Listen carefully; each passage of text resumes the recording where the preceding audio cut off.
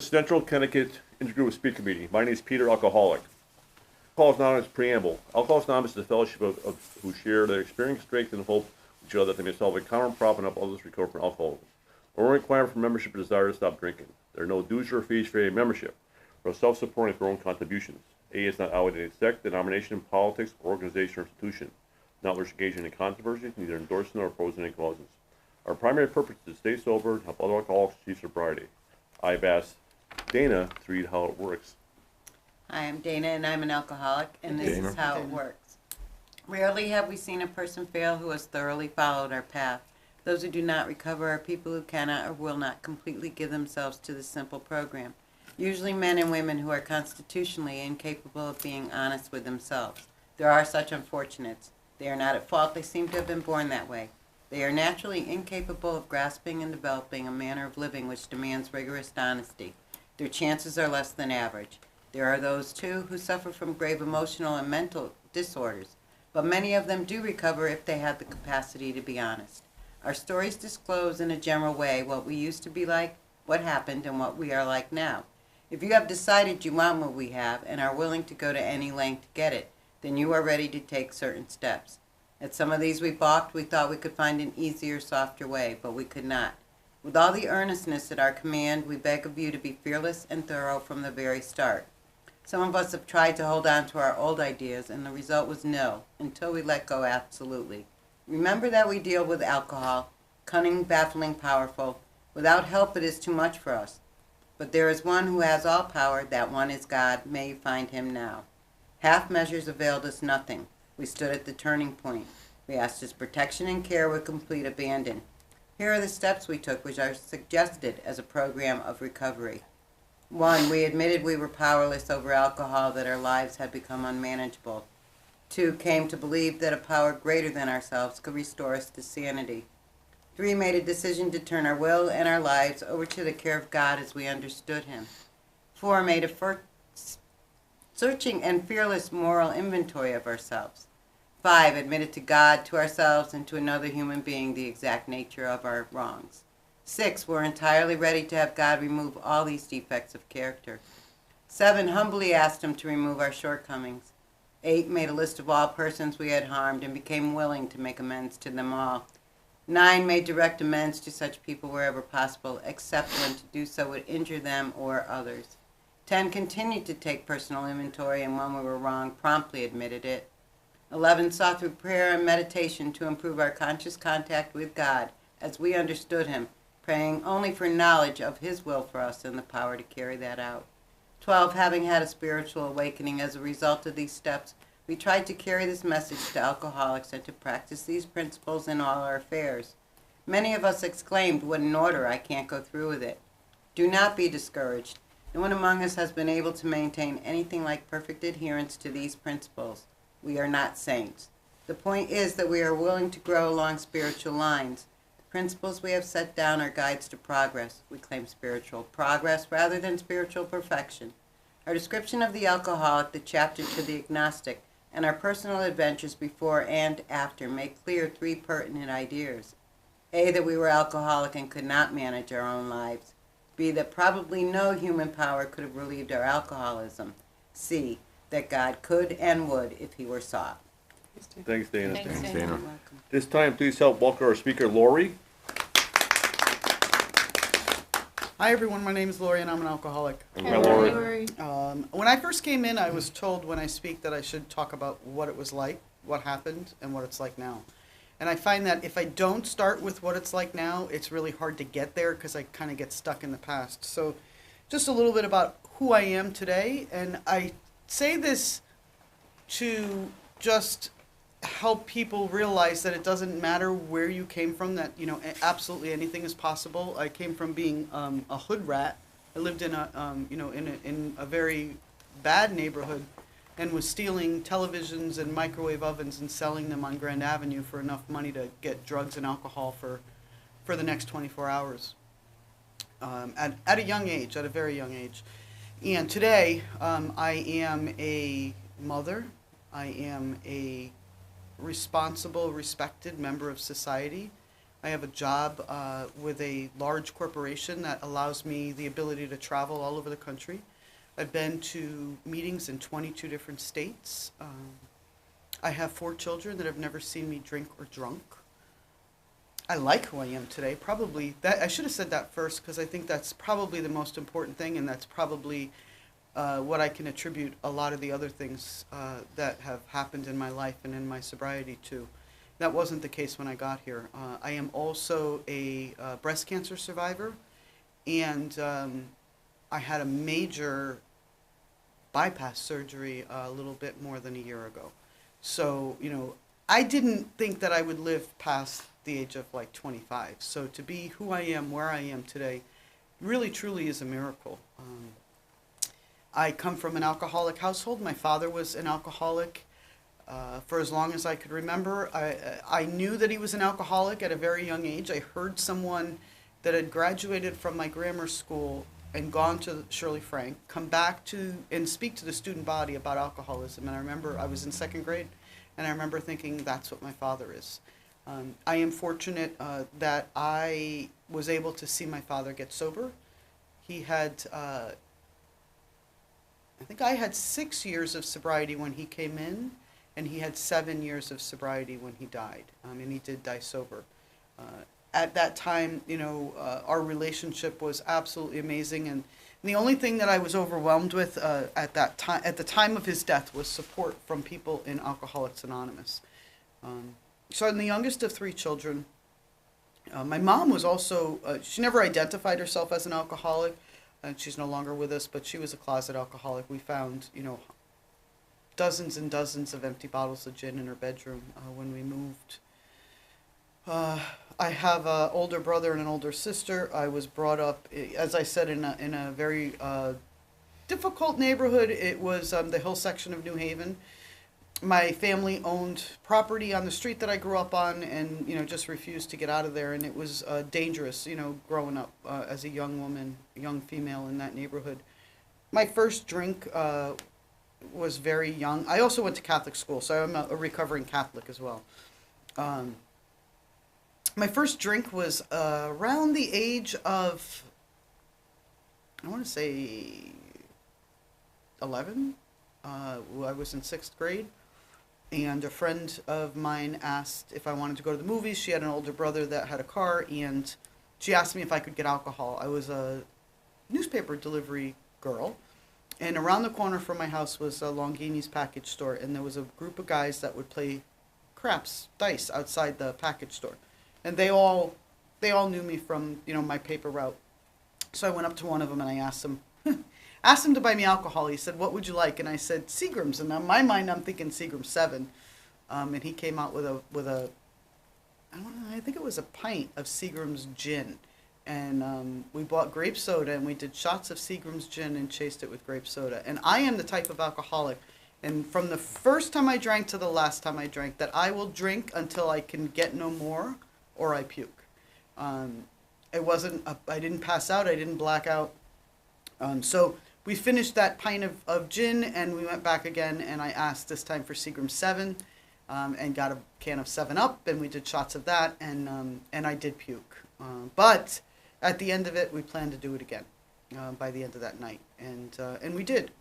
So my drinking became very regular right away. I was definitely an alcoholic the first time I drank, and I had the isms before I picked up a drink. I remember very clearly walking into kindergarten and thinking, I do not fit in. I felt like a square peg in a round hole from that moment. I had an overinflated ego with an inferiority complex, and I had to tell you and show you how good I was, even though I felt much less than everyone. So it was a struggle. So when I started drinking, alcohol was the solution. It was what made me feel normal. So I did it as often as I could. Now, at the age of 10, 11, 12, I was a paper girl, so I had money. You know, so we would all kind of pool our money and buy alcohol. I lived on a street that had a railroad bridge at the end of it. We called it the footbridge. And we would, all of the neighborhood kids would all party at the footbridge. I definitely, so it was over the railroad tracks. I grew up on the wrong side, for sure. The other side was where the school was, and City Point, and, you know, the nicer neighborhoods. Made it through school barely. I always say I am one of the few people I know that I had the principal, tell me that I was going to go to hell. And I'm the only person I know that kind of has proof, because I was in church lighting a candle and my hair set on fire. And I remember thinking, that was a sign that that God had something in store for me. I felt like I turned my back on God and God abandoned me. And so when I got here, I did not have a belief in a power outside of me. I was the center of the universe. I was all powerful. There wasn't anything that the human race could do to me that was worse than what God had in store for me. So like all semblance of structure or rules went out the window. I just didn't care. So I started doing drugs at a very young age. I started stealing initially from my parents, family members, for alcohol and drugs. I always worked, and most times I worked 2 jobs to help feed the habits that I had. And I really didn't think it was a problem. And I think the reason is everyone I knew, all the kids the same age as me, were all doing the same, except my brother. I had an older brother who was kind of would try and get me to stop some of the things that I was doing. If he caught me, drinking or doing something, smoking cigarettes, he would stop. He would break all my cigarettes, things like that. And he ended up going off into the Marines. And so I was left, there. I went to Catholic school for 9 years, and my freshman year of high school, I was expelled. Not expelled, I shouldn't say that. I couldn't go back because I didn't complete summer school.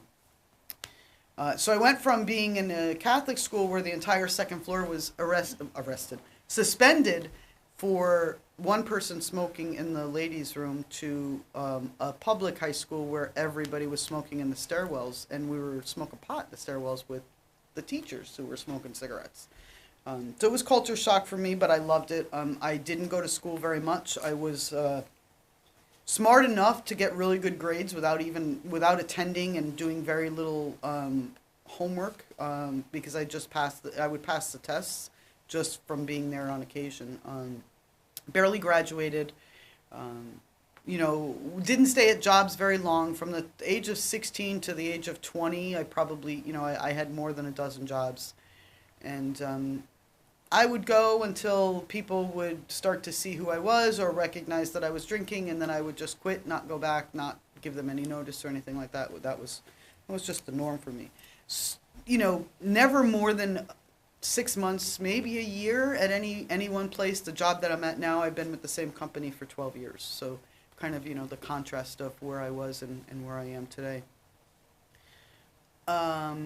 So, it escalated, and at the age of 20 years old, I was, as I said, stealing microwaves and televisions from department stores and driving down to Grand Avenue and selling them. And I stopped going home. I still lived with my parents.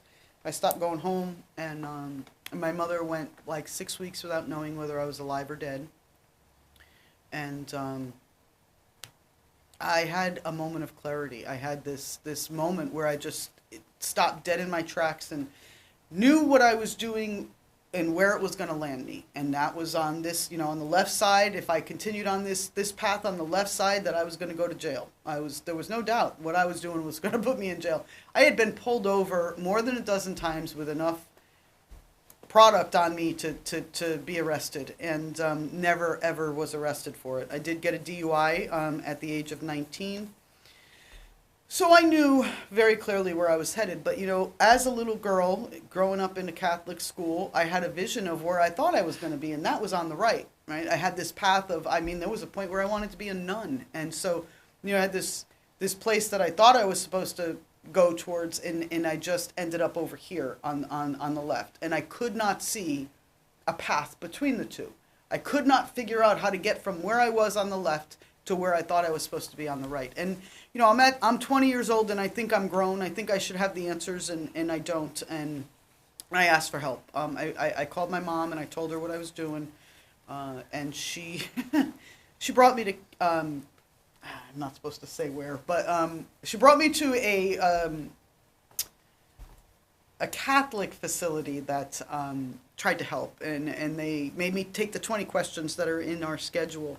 And I was not honest about those questions, but at the end they said, you know, you definitely have a problem, but we can't help you because there are drugs involved. And so they sent me on my way, and I got a schedule for meetings, and I went to meetings at 20. But I remember very clearly thinking that I didn't have a problem with alcohol. It was the other things that made me do the things I was doing, and that, you know, I really didn't need to stop drinking. But if you know, they told me that I needed to stop, that if I was addicted to anything, I was addicted to alcohol as well. And I got phone numbers, and I remember, you know, sitting home alone and just feeling so lonely and so scared and not being able to pick up the phone. And there were activities that went on, you know, after the meetings, and I really struggled to get involved in any of that. And within short order, within 3 months, I was drinking again. My best friend turned 21 years old, and she, you know, came to me and asked if I wanted to go out and celebrate. And I said to my mom, I said, you know, I'm only gonna drink on the weekends, and I'm not gonna do shots. And that was a Sunday night, and I did like 10 shots of tequila that night. Ended up chasing somebody in the car that sideswiped one of my neighbors. I was constantly putting myself in very dangerous situations. I was, you know, robbed at gunpoint many times. I was drinking and driving on a regular basis. So I was off and running again after that night. And any, you know, again, drinking as often as I could. Until I couldn't, you know, get any more. If I was in a bar, I left the bar with alcohol. I would leave with 1 or 2 drinks, whatever I could carry out with me. I did not drink at home, probably because of my father being the alcoholic. I started to see some of the traits that I disliked in my father in me. And that kind of also stopped me in my tracks. I remember hearing myself say something and thinking, you sound just like your father, and I hated my father at that point. So that I could definitely attribute my desire to get sober to my father's alcoholism.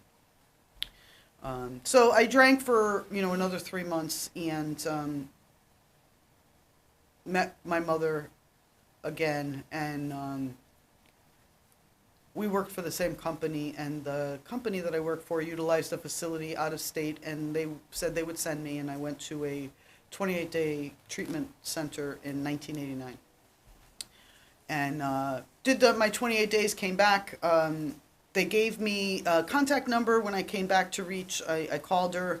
She met me at the Monday night meeting, which is my home group, the North Haven Monday night meeting. I walked in that room, and there was over 60 people in that room, and the person that was speaking had more sobriety than I had been alive. Frank Jones had been sober for 35 years, and I was 21. They told me I had to identify, not compare, and they called on me, and I said, I cannot identify with anything you said, but I'm, you know, fresh out of treatment. And a lot of people came up to me after that meeting, and they said, where do you go, you know, after this, you know, where do you go tomorrow night? And it was Tuesday night. They go to the Tuesday night Northford meeting. I went to the Tuesday night Northford meeting, and it was, you know, there were a couple of young people, you know, that I connected with at that meeting, and that was, I think it was my second commitment, because then the Wednesday night meeting, you know, on 22, was the one. I just went to meetings, and I asked them, where do you go tomorrow night? And so I would see the same people at the same meetings that entire week, and, you know, the following week, and that following Thursday, I got a sponsor first, actually. I asked her to be my temporary sponsor. She told me that I needed to be at least 2 meetings a week with her and call her every day. And I got a coffee commitment at the Thursday night North Haven meeting, and I went there. I didn't want to get to know anybody. I didn't want anybody to get to know me, so I brought a book thinking I was going to sit there and read my book before the meeting, and someone walked in, an old-timer walked in and started talking to me, and so that didn't happen. I started to, you know, get there early to make the coffee. My sponsor told me I had to bake, so I learned how to bake. I'd never really cooked anything. And, you know, when I think back on the things that they told me to do that seemed ridiculous, it's amazing to me the benefits that I received as a result of that. So the baking, what it did was it helped me feel better about myself, because people would compliment it. Oh, you made these? These are really good. Well, I had never really gotten those kind of compliments, or if I had, I didn't remember it. you know, I had to learn how to take a compliment because I was one of those yeah buts. I just couldn't sit and say thank you. And I had to practice actually saying thank you.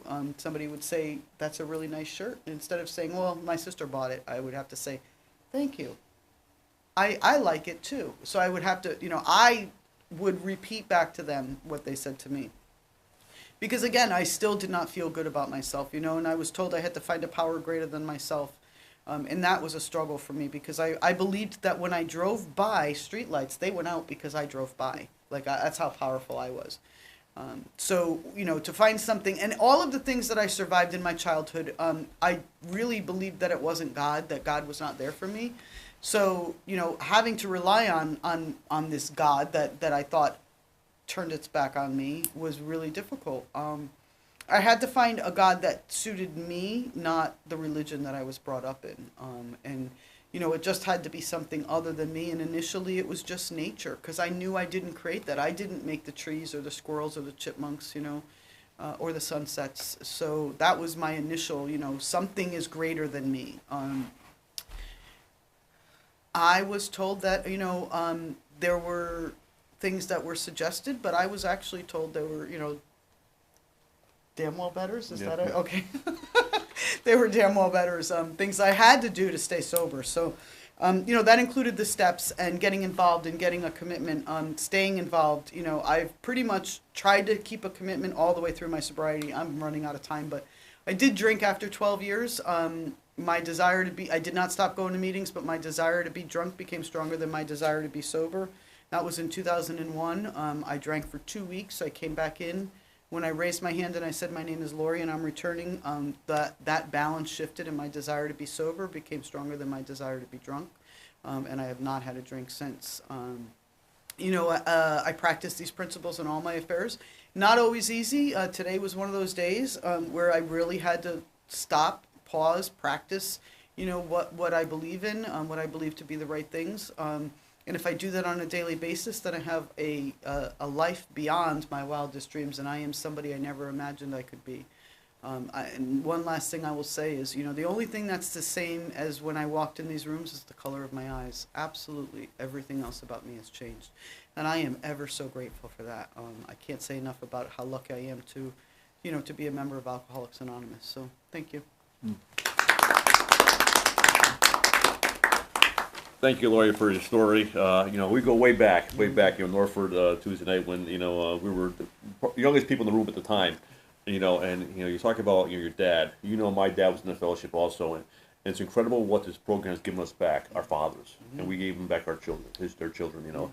It's amazing, you know, but, you know, it says, you know, life and life terms, you know, and, you know, working the steps a day at a time, and we all have bad days. If you don't pick up a drink, we can get through them. The tools of the program, you know, and I remember making coffee and, you know, not wanting to talk to people, and the old timers show up and you know, you end up talking to them and you realize how well, you know, they just want to be there to help you because they were there before us, you know. Thank you again for your story. Hi, my name is Deanna and I'm an alcoholic. Hi, Deanna. Excuse me. I really appreciate your story. I could identify with quite a bit, you know, in those earlier years of putting myself in situations that I shouldn't have been in, right, and compromising. And I really liked your explanation of, you know, being on the left and thinking I should be over here on the right and not knowing how to connect those two. And I could really relate to that. Alcoholics Anonymous did that for me because I was definitely right over here on the left, living way outside of my moral compass and had absolutely no idea how to get to the right. And I like how you also shared at the end, I could really identify, I don't know how many times that I take those poignant pauses during the day and just take that deep breath and don't say that or don't do that, or that your first reaction to that is not the best. And, you know, and sometimes those days are easy and sometimes they're a struggle, you know, but I would have never, absolutely never known that I had a choice in my reactions if I didn't come here, do the steps, take a look at me, and you know, and learn how to live a sober life. So I appreciate your story. Thank you. Thanks. Thanks, Deanna. Thanks, Deanna. David? My name's David, alcoholic. Hi, David. Thanks a lot for sharing. like Deanna was saying, there's a lot of things that you said that I could really hit on. You know, and you said, kind of the fork there. For me, it was like, do I want to be a bad person? Do I want to be a good person? You know, and I used to sit there right in the middle. It was a tightrope. You know, if I fell one way, it was bad because it hurt the other. You know, and it wasn't until I got into this program that I could really start going to the good side, so to speak. You know, and I love what you said about compliments. You know, I could never take a compliment. You know, it would always be something like, you know, your shirt's nice, so do you want it? You know, and it was never like just thank you. You know, and even to this day, I still. The original thought a lot of times is not to say that, say something flippant, just to deflect all the time, you know. And you know, as long as I keep coming, I have a chance, like you said. You know, and that's the beauty of this program. Thank you. Thanks, David. Thanks, David. Claire? Hi, I'm Claire, I'm an alcoholic. Hi, Claire. Thank you very much. Again, I have to agree with the whole compliment thing. It is still a very hard thing to do, but having the grace to have been taught to just say thank you has helped so much in my life. And also good to hear, like, it's nice when you can finally like yourself. And a lot of times it's just me tolerating myself, but there are days where I'm like, oh, you're not too bad. And it's good to hear that to know that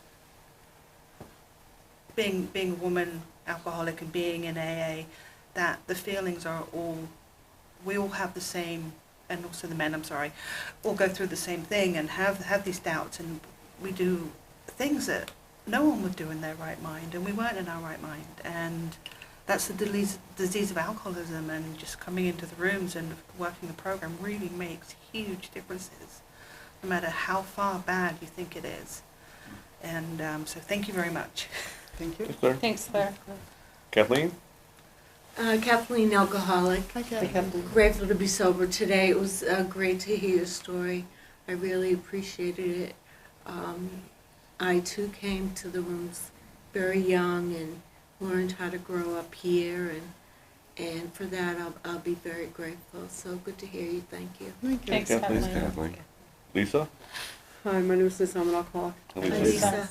It's amazing listening to your story, like how similar our stories can be, and I loved that you talked about that. I had that moment of clarity, and for me it was just a moment of clarity, and it was, you know, take another drink and you're going to die. It was like I wasn't going to go have any more fun. I was done having fun drinking, and, you know, take another drink and you're just going to die, and, you know, you're going to go die in the streets, you know, and it was kind of like that's what I had wanted to do for a while. Like I just want to go live on the streets and just go die on the streets and drink myself to death.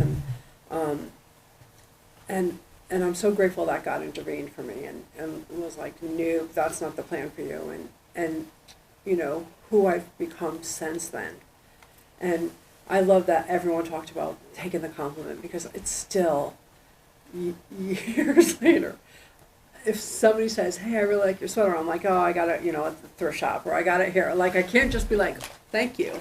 And that's really hard to do. It's really hard to have somebody, like, give you a compliment. But it's so much better than it was, right? It's so much better than it was. And I liked how you shared about, you know, the old-timer.